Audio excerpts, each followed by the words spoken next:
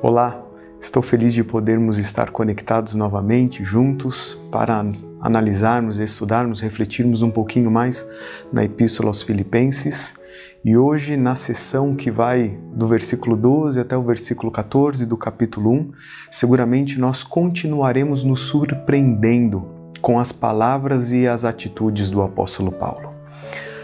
Nos últimos meses, eu ouvi muito uma palavra que nós não costumamos utilizá-la no nosso vocabulário, no dia a dia. Nós não costumamos pensar nela com regularidade. A palavra resiliência. Você sabe o que ela significa? O significado que o dicionário dá é a capacidade de adaptação ou recuperação. Um bom exemplo de resiliência é o elástico, que mesmo diante da pressão, da força, você estica e depois de passar por uma determinada circunstância, por um determinado processo, ele volta ao seu estado normal. A questão é que é muito bonito falar desse tema, mas como que a gente faz para nos tornarmos mais resilientes? Como que a gente faz para se tornar uma pessoa resiliente? Dentro dessa sessão, nós vemos o apóstolo Paulo declarando uma fé inabalável. E como resultado desta fé, pessoas ou vidas são impactadas e pessoas entregam a sua vida a Jesus, decidem segui-lo também. Além disso, a comunidade cristã, motivada pelo seu exemplo, decide seguir avançando rumo à pregação do Evangelho. Motivados pelo testemunho, pela experiência que o apóstolo Paulo vivenciava, estes cristãos continuam declarando o seu amor por Jesus e assim expandindo o reino de Deus. Nessa porção da Epístola aos Filipenses, nós vamos analisar 3 características apresentadas pelo apóstolo Paulo e, se praticadas por nós também, seguramente nos ajudarão nesse processo de sermos mais resilientes. Eu gostaria de ler os versículos 12, 13 e 14 do primeiro capítulo da Epístola aos Filipenses. Quero que saibam, irmãos, que aquilo que me aconteceu tem, ao contrário, servido para o progresso do Evangelho. Como resultado, tornou-se evidente a toda a guarda do palácio e a todos os demais que estou na prisão por causa de Cristo. E os irmãos, em sua maioria, motivados no Senhor pela minha prisão, estão anunciando a palavra com maior determinação e destemor. O primeiro aspecto que eu gostaria de analisar e que seguramente contribui para a resiliência do apóstolo Paulo é que Paulo sabia qual era o seu propósito. Mesmo preso, Paulo continua cumprindo a sua missão. Paulo continua cumprindo o seu chamado. Paulo permaneceu preso por aproximadamente 2 anos em Roma. E o seu maior desejo era fazer com que as pessoas conhecessem o Cristo que ele conhecia. Ele queria que o reino fosse expandido e mais pessoas se entregassem a Jesus. Mas como fazer isso preso? Como fazer isso acorrentado a soldados? Mas Paulo ele olha para aquela situação através de uma perspectiva diferente. A guarda pretoriana era aquela que tomava conta do apóstolo Paulo. Possivelmente, todos os dias, soldados se acorrentavam ao apóstolo para impossibilitar ou inviabilizar alguma fuga. O apóstolo ele olha para aquela cena ou para aquela circunstância e ele poderia pensar que ele estava acorrentado a um soldado. E assim, através de uma perspectiva totalmente negativa, se entregar à circunstância. Mas Paulo ele olha para aquela cena ou para aquela circunstância que ele vivia e ele não se vê preso a um soldado, mas ele vê os soldados presos a ele. Sabe, o Senhor nos chama a cumprirmos uma missão. Todos nós, independente da nossa crença, independente de onde estamos, somos chamados a cumprir um propósito. Conhecer este propósito é uma obrigação nossa, mas cumpri-lo é um dever de cada um de nós.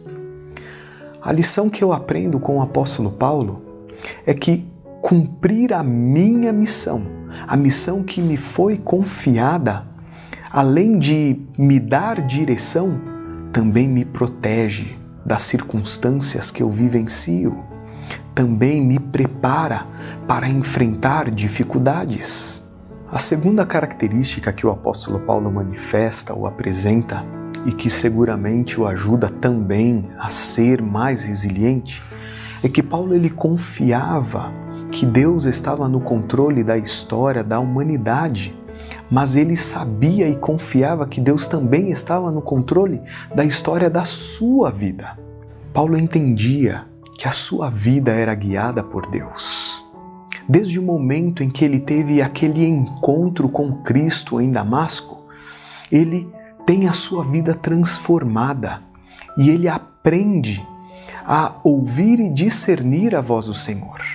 Paulo não dava um passo sequer em sua missão, em cumprimento do seu propósito, sem saber se realmente aquela seria a vontade de Deus para ele. Nós precisamos olhar para a vida através da perspectiva de Deus, ou que Deus está no controle de todas as coisas. Nós não estamos onde estamos por casualidade. Temos que entender que Deus está no controle de todas as coisas e permite as circunstâncias para nos dar oportunidades. Porém, enxergá-las como problema ou oportunidade é por nossa conta. O problema não necessariamente está na situação, mas sim em como nós encaramos as situações.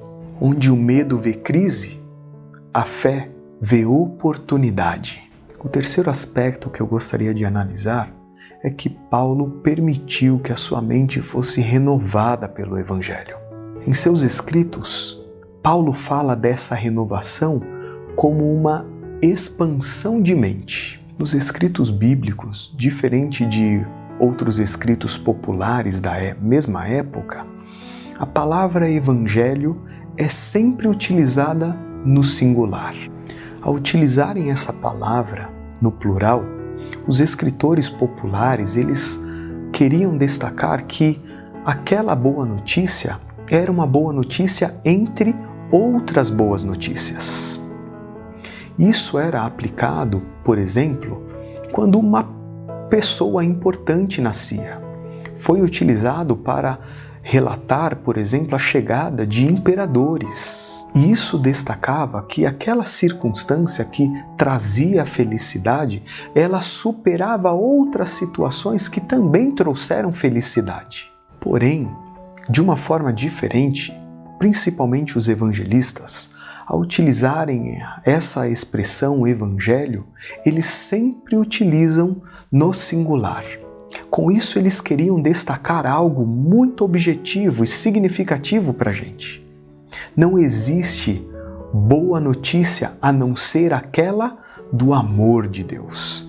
Eles não queriam mostrar ou declarar que o Evangelho é uma boa notícia entre tantas outras boas notícias. Para eles, o Evangelho era a única boa notícia. Saber e reconhecer que nada pode superar a boa notícia de que Deus nos ama e deseja nos salvar, deveria mudar a nossa vida.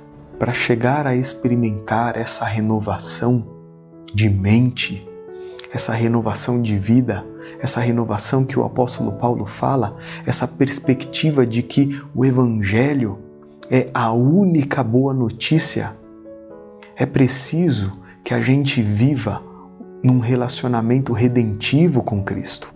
Sabe, queridos, Paulo estava preso, passando por uma grande provação. nós também temos as nossas prisões. Para alguns, a prisão pode ser uma situação de dificuldade financeira. Para outros, a prisão pode ser um relacionamento opressivo. Para outros, talvez a prisão seja um problema físico ou talvez emocional e quem sabe espiritual. O grande ponto aqui é que da mesma maneira que o apóstolo Paulo ele vê através de uma perspectiva diferente a situação que ele vivia, nós também podemos entender as circunstâncias que nos rodeiam de uma forma diferente. A mudança de perspectiva do apóstolo Paulo, entendendo que aquela situação de dificuldade na realidade era uma oportunidade, o impulsiona para pregar o Evangelho e, assim como a gente leu, não somente pregar o Evangelho, mas também motivar outras pessoas a seguirem o seu exemplo. Através da sua pregação, independente da circunstância, o apóstolo Paulo alcança pessoas, uma classe social que talvez de outra forma dificilmente ele alcançaria. Deus o coloca onde ele deveria estar. Assim pode ser conosco também. O seu problema pode ser uma oportunidade na poderosa mão do Senhor. Por isso, saiba qual é o seu propósito. Confie no plano que Deus tem para você e permita ser renovado pelo Santo Evangelho. Eu quero orar, pedindo para que o Senhor continue conduzindo a nossa vida, para que o cumprir da missão seja uma realidade vivida por cada um de nós. Querido e bom Deus, mais uma vez nós queremos te agradecer pela experiência e pelas palavras transmitidas pelo apóstolo Paulo. Que essa mesma experiência que ele vive, que essa fé inabalável, seja também uma realidade vivida por cada um de nós. Que a gente realmente saiba qual é o nosso propósito.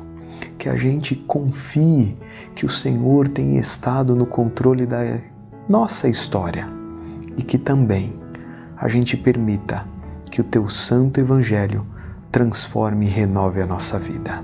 É o que a gente pede, em nome de Jesus. Amém.